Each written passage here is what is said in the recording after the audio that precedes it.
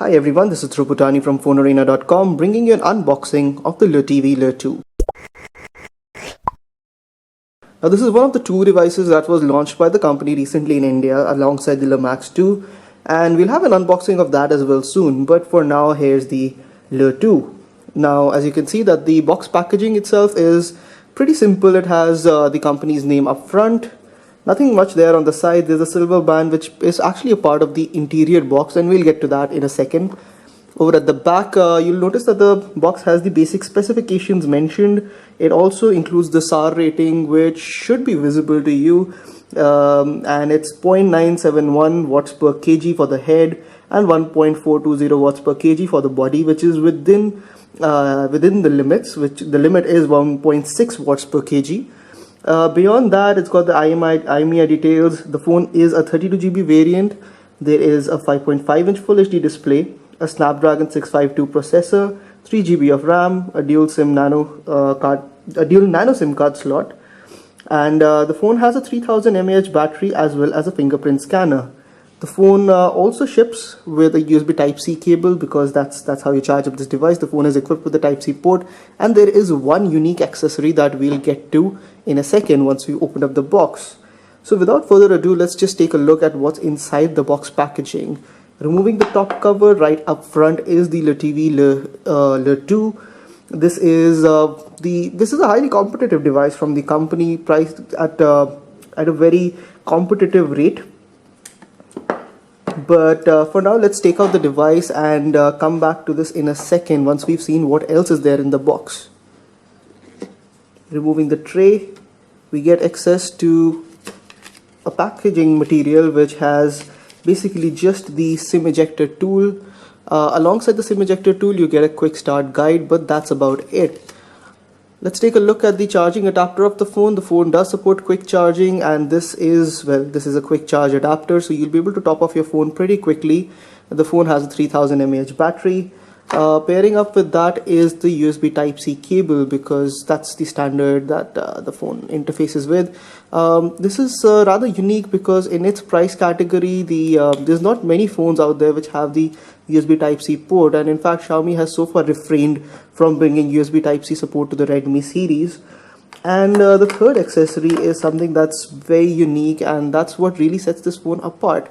So this is a USB Type-C to 3.5mm audio connector, and well, the reason you'll need this is because if you want to use your regular earphones or headphones with this phone, you will have to use this adapter.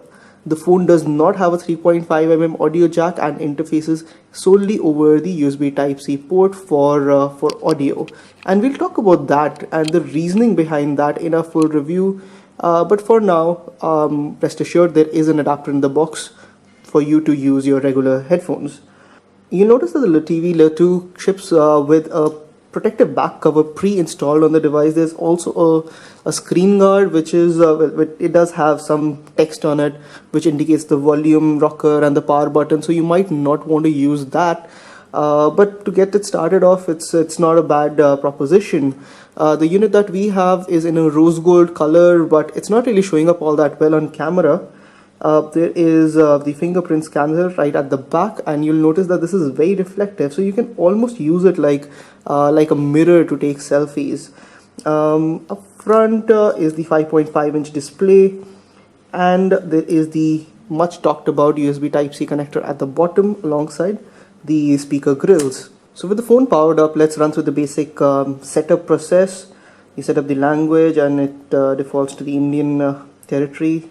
Let's skip that, and skipping that as well, you'll notice that there's a fair few steps involved in just getting started with your phone. We'll skip the fingerprint reader as well for now, and okay, let's just move on. So there you go, that's the LeTV Le2. Now the interface is pretty much what we've come to expect from most others.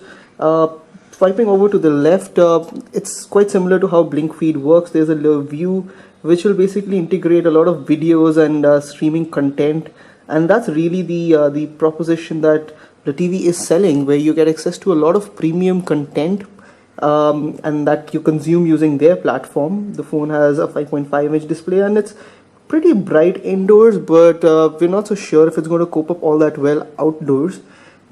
It's not all that reflective, so that's certainly good to know. Up front is an 8 megapixel camera, and there's the proximity sensor, of course. Let's take a look at what's the amount of storage built into the phone. So diving into the settings, you'll see that out of the 32 GB of storage, there's about 23.29 available, which is about par for the course. There is a 3000 mAh battery that we'd already talked about. The phone is running on Android 6.0.1, which is nice to know, and the Android security patch level is from May 2016, and we really hope that that LeEco does a good enough job by bringing the latest security patches as well. Let's turn down the brightness a little bit. The interface, as you'll have noticed by now, is very heavily customized, and there's different gestures all around, so that there is a bit of learning curve involved, and there's a lot of pre-installed apps as well. Beyond that, the phone has a 16 megapixel camera at the back alongside the LED flash, and the phone is powered by a Snapdragon 652 processor. So that was a quick hands-on with the LeTV Le2, and we'll get the review for you within the next few days, so do check out Fonearena.com. If you have any questions in the meanwhile, let us know in the comment section, and we'll be sure to answer those in the review itself. This was Robutani from Fonearena.com. Thanks for watching.